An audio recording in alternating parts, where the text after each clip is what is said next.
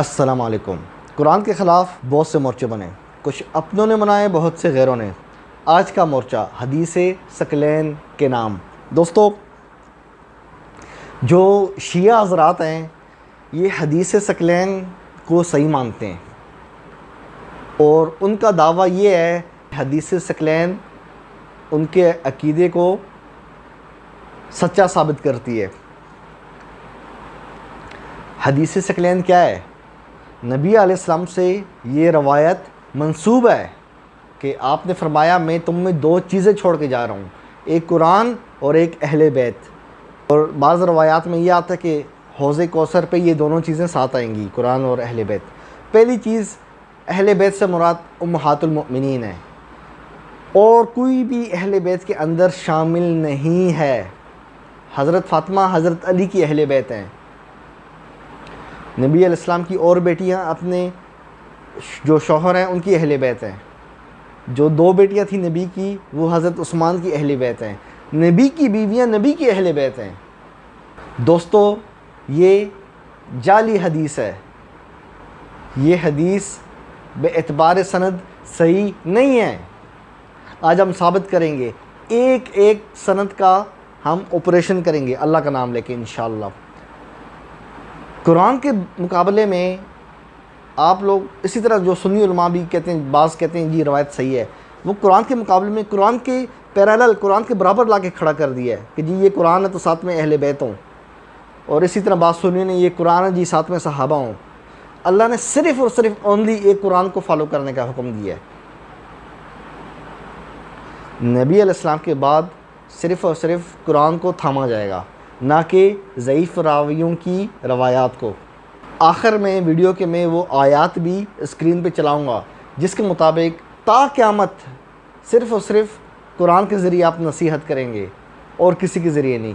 دوستو، وقت ضائع کیے بغیر حدیث ثقلین کا جائزہ لیتے ہیں۔ دوستو، آپ کی اسکرین پہ ابھی روایات چلیں گی، ٹھیک ہے؟ آپ نے دیکھنا ہے، ایک ایک سند کا ہم آپریشن کریں گے۔ حدیث ثقلین نبی علیہ السلام سے ثابت نہیں ہے۔ دوستو، پہلی سند آپ کی اسکرین پہ چل رہی ہے، ترمذی 3786، انماتی عن جعفر عن ابیہ عن جابر۔ دوستو، یہ روایت ضعیف ہے کیونکہ اس کے اندر انماتی جو راوی ہے یہ ضعیف منکر الحدیث راوی ہے۔ دوستو، دوسری روایت مسند امام احمد بن حنبل کی 18826، اسرائیل عن عثمان عن علی بن ربیعہ، یہ حضرت زید سے روایت کرتا ہے۔ اسرائیل بن یونس ثقہ لیکن سیء الحفظ راوی ہے، یعنی برے حافظے والا راوی ہے، اور علی بن ربیعہ مستور تابعی ہے۔ یہ روایت اس لیے ضعیف قرار پاتی ہے کہ علی بن ربیعہ مستور ہے۔ ایک بات یاد رکھنا دوستو، ہمیشہ معاصرین ہم زمانہ کی توثیق لی جائے گی۔ یہ جو اہل روایات میں یہ جو محدثین نے ڈرامہ رچائے ہوئے ہیں نا، احمد بن حنبل اور یحییٰ بن معین اور نسائی اور پتہ نہیں کن کن، انہوں نے یحییٰ بن معین فرماتے ہیں وہ جی فلانا تابعی سے کیا ہے، فلانا تابعی ضعیف ہے۔ او بھائی، آپ تو زمانے میں تھے نہیں، آپ تو زمانے میں تھے نہیں تو آپ کی بات کس طرح مانیں؟ یہ ایسی ہے جس طرح میں بولوں کہ قائد اعظم کا باپ یا علامہ اقبال کا باپ، اس کا حافظہ کمزور تھا، تو آپ مجھ سے پوچھیں گے ابو جعفر تنولی صاحب، آپ تو قائد اعظم کے زمانے میں تھے ہی نہیں، تو آپ کو کیسے پتہ لگا؟ ہمیشہ معاصر یعنی ہم زمانہ کی بات لی جائے گی۔ جس طرح میں اور آپ ہم زمانہ ہے نا، ایک ہی زمانے کے نا میں اور آپ، میں بول رہا ہوں آپ سن رہے ہیں، اسی طرح ہم زمانہ کی تعریف یا تنقید لی جائے گی۔ یہ قرآن کا نص ہے، ان جاءکم فاسق بنبأ فتبینوا، اگر تمہارے پاس آئے، ان جاءکم تمہارے پاس آئے خبر تو تحقیق کرو، یعنی جو بندہ خبر لا رہا ہے اس کی تحقیق کرو۔ یہ نہیں کہا کہ 200 سال بعد جو اس بندے کے بعد جو پیدا ہوگا وہ بتائے گا، نہیں، ان جاءکم تمہارے پاس آئے، حال کی بات ہو رہی ہے، مستقبل یا ماضی کی نہیں۔ معلوم ہوا جو بھی خبر آپ کے پاس آئے گی، جو بندہ خبر لے کے آئے گا اس کی تحقیق ان جاءکم کے اصول کے مطابق معاصر ہم زمانہ بندہ کرے گا۔ تو یہ علی بن ربیعہ جو راوی ہے یہ مستور ہے، کسی معاصر نے، ہم زمانہ نے اس کو ثقہ نہیں کہا۔ متاخرین کہتے ہیں ان کی توثیق مردود ہے، ہمیشہ ہم زمانہ کی توثیق لی جائے گی اور جرح لی جائے گی۔ یہ تو تھی دوسری روایت۔ دوستو، تیسری روایت 10720، عطیہ اوفی عن ابی سعید الخدری. دوستو عطیہ اوفی جو راوی ہے یہ جمہور کے نزدیک ضعیف ہے. دوستو چوتھی روایت مسند امام احمد بن حنبل کی 21068 شریک عن رکین عن قاسم بن حسان. دوستو شریک مدلس راوی ہے اور قاسم مستور ہے. دوستو اگلی روایت صحیح مسلم کی 2408. دوستو صحیح مسلم کی یہ جو روایت ہے نا یہ بھی ضعیف ہے. کیوں؟ یزید بن حیان جو ہے وہ مستور راوی ہے. اسی طرح طبرانی کی ایک روایت ہے جس کی سند میں حکیم بن جبیر کذاب یعنی جھوٹا راوی ہے. دوستو اگلی روایت امام نسائی کی کتاب میں ہے 8410 حبیب بن ابی ثابت عن ابی طفیل. حبیب بن ابی ثابت راوی مدلس ہے اس لیے یہ روایت ضعیف قرار پاتی ہے. دوستو اگلی روایت مستدرک حاکم میں محمد 4634 مستدرک حاکم 4634 محمد بن سلمہ بن کحیل عن ابیہ. یہ روایت بھی ضعیف ہے. محمد بن سلمہ جو راوی ہے معاصرین کے قریب یعنی ہم زمانہ لوگوں کے قریب یہ ضعیف ہے. دوستو اگلی روایت مستدرک حاکم 4765 حسن بن عبداللہ عن مسلم بن صبیح جسے ابو دحا بھی کہا جاتا ہے. یہ راوی مسلم بن صبیح ابو دحا مستور ہے. متاخرین کی توثیق جو ہے نا یحییٰ بن معین نے اس کو ثقہ تو کہا ہے یحییٰ بن معین نے اس تابعی کو، لیکن یہ توثیق مردود ہے. کیوں؟ کیونکہ یحییٰ بن معین 158 میں پیدا ہوا ہے اور یہ جو تابعی ہے 100 ہجری میں فوت ہوا ہے. یعنی مذاق دیکھیں، یحییٰ بن معین جسے ثقہ کہہ رہا ہے اس کی وفات کے 58 سال بعد پیدا ہو رہا ہے، اس لیے یہ توثیق مردود ہے. مسلم بن صبیح ابو دحا راوی کو کسی معاصر ہم زمانہ نے ثقہ نہیں کہا.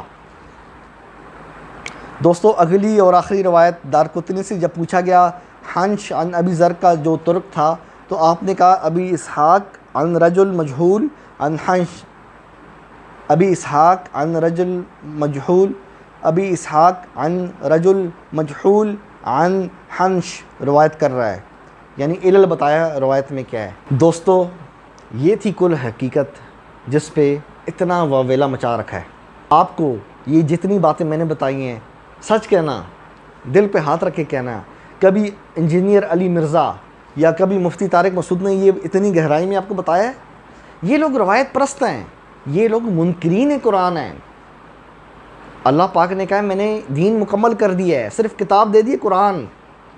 نبی علیہ السلام کی وفات کے 120 130 150 سال بعد کتابیں لکھی جا رہی ہیں.